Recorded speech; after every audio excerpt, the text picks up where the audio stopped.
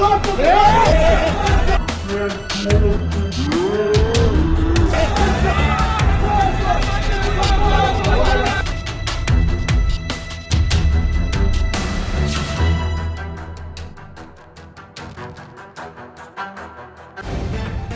Live TV, सच सबसे आगे।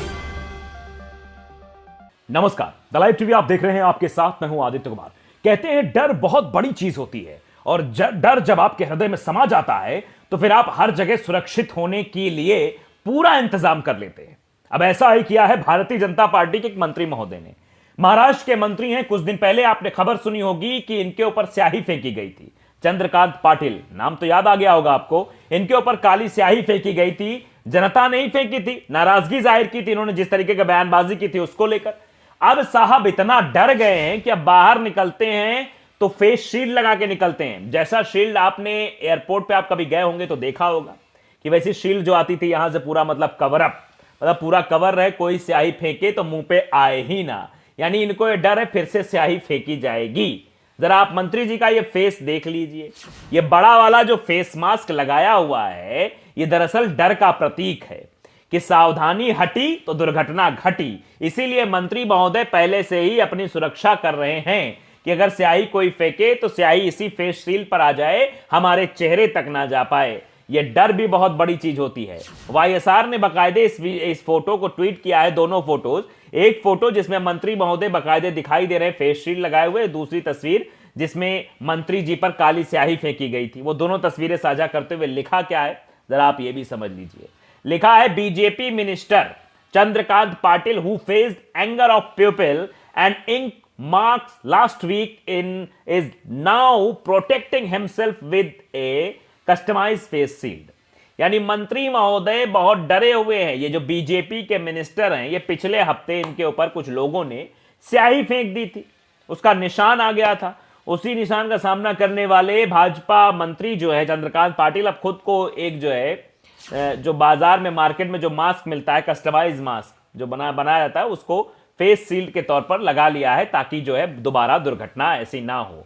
मंत्री जी डरे हुए हैं। डर का माहौल ये बता रहा है कि चंद्रकांत पाटिल जी अब भैया पूरी तरह से अपने आप को सुरक्षित करने के लिए इस तरीके का यह कदम उठा रहे हैं। देखिए, TV9 भारतवर्ष ने भी यह खबर लिखी है कि सावधानी हटी दुर्घटना घटी। स्याही हमले के बाद फेस शील्ड लगाकर घूम रहे चंद्रकांत पाटिल। बीआरएस ने लिखा कि बीजेपी के मंत्री चंद्रकांत पाटिल जिन्होंने पिछले सप्ताह लोगों को गुस्से और स्याही के निशान का सामना किया था, वो फेस शील्ड लगाकर अपनी रक्षा कर रहे हैं, किसी भी तरीके से अपने आप को बचाने की कोशिश कर रहे हैं। पुलिस ने मंत्री के चेहरे पर इंक फेंकने वाले के आरोप में नेशनलिस्ट कांग्रेस पार्टी के विकास लोले और एक दशरथ पाटिल के खिलाफ मामला दर्ज किया था। दोनों लोगों के खिलाफ सांगवी पुलिस ने धारा 153 दंगा भड़काने के इरादे से जानबूझकर उकसाना और 505 बी सार्वजनिक शरारत करने वाले बयान के तहत मामला दर्ज किया है। एक अधिकारी ने बताया कि पाटिल के पवन थाड़ी यात्रा के दौरान उन पर स्याही फेंकने की धमकी देने के आरोप के मामले में उनके खिलाफ मामला दर्ज किया गया है।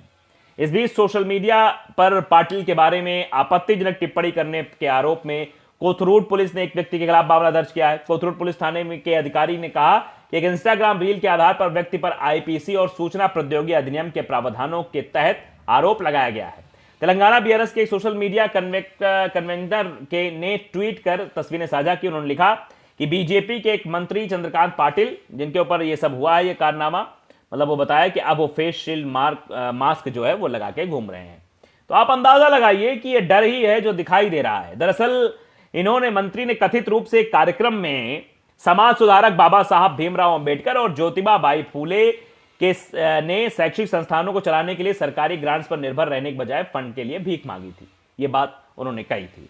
यानी आप समझिए जो समाज सुधारक लोग हैं वो अगर चंदा लेते हैं लोगों से, वो ट्रस्ट चला रहे हैं, लोगों को शिक्षित कर रहे हैं, इसलिए अगर वो लोगों से पैसा ले रहे हैं तो क्या ये भीख मांगना हो गया?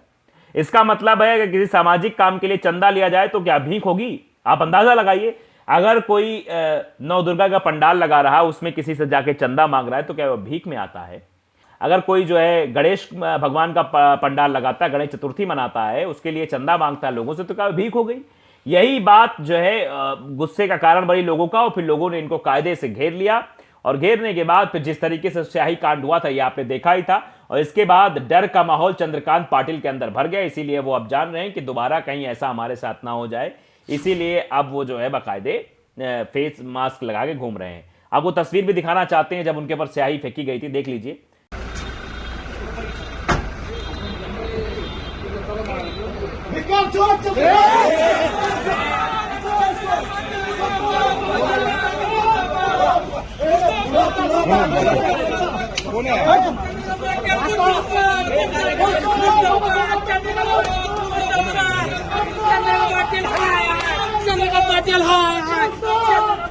बाबासाहेब आंबेडकरांचं महात्मा फुलेंचं जिंकण्याचा चंद्रकांत पाटलाचा अधिकार असतो।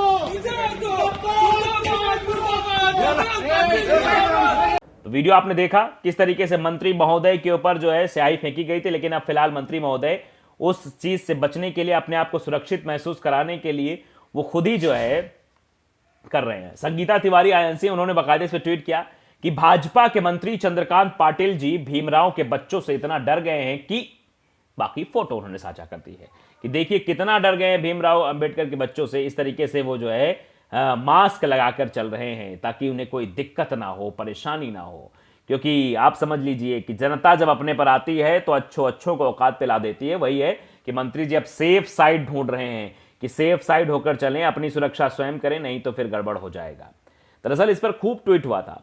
आई एम इंडियन फैसली एंड लेस्ली, डॉक्टर भीमराव अंबेडकर नाम के ट्विटर यूजर हैं, उन्होंने भी लिखा था इस पर कि भाजपा की विचारधारा संविधान विरोधी विचारधारा है। महापुरुषों के 108 साल के संघर्ष का नतीजा है भारतीय संविधान। इस संविधान विरोधी पार्टी को सत्ता से बेदखल करके ही भारतीय संविधान को बचाया जा सकता है।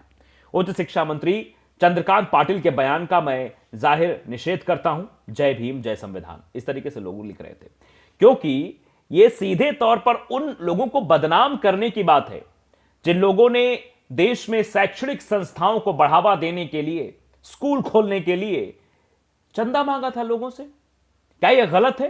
क्या समाज को सुधारने के लिए, समाज में शैक्षिक स्तर को बढ़ाने के लिए अगर लोगों से चंदा मांगा जाए तो क्या यह भीख मांगना हो गया है?